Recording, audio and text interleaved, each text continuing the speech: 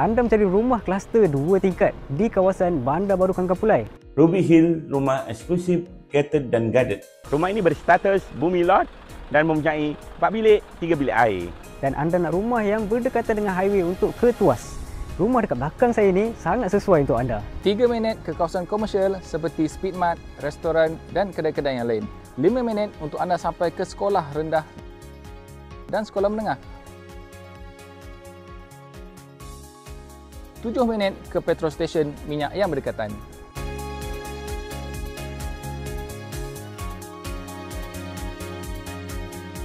Kawasan kediaman ini mempunyai gazebo yang sangat cantik. Okey. Ini boleh kita jadikan tempat rehat. Okey, boleh lihat di sana kawasan taman yang sangat luas.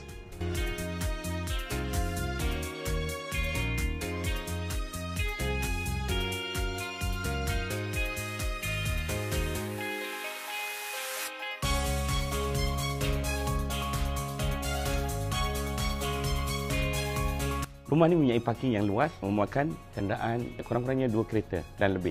Keluasan rumah ini seluas 22 kali 65 dan juga mempunyai tanah lebihan sebanyak 10 kaki. Jom saya bawa anda tengok dekat bahagian bawah untuk rumah ni. Macam yang anda nampak, rumah ni konsep dia open space. Dekat sini anda boleh letak sofa, anda boleh letak kabinet TV dan dekat sini anda boleh buat dining hall. Dekat sini anda punya bahagian dapur. Jom kita tengok dia punya bilik dekat bahagian bawah. Dekat bawah ada satu bilik yang boleh memuatkan queen bed dan juga almari ataupun single bed dan juga almari. Kita tengok dia punya bilik air pula. Ini bilik air dekat bahagian bawah fully mozaik. Sini dia punya bahagian dapur. Kalau anda nak extend anda punya dapur pun boleh. Dekat belakang ada ekstra dalam 4 kaki. Dan kalau anda nak extend anda punya dapur ke tepi pun boleh. Supaya dapur anda lebih besar.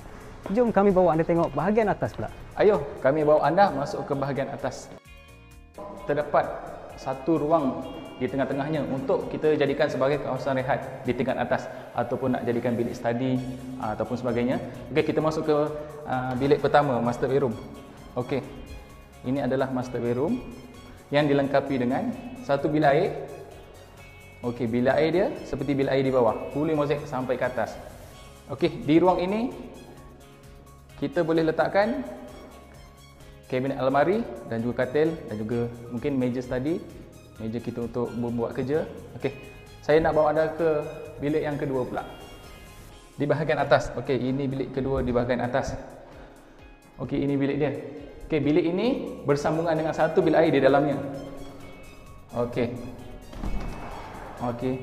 Dan bilik ini disambungkan juga, bilik air ini disambungkan juga dengan bilik yang ketiga di bahagian atas. Okey, juga boleh memuatkan almari, katil dan juga meja kecil. Di bahagian master bedroom anda boleh extend buat satu balcony di luar.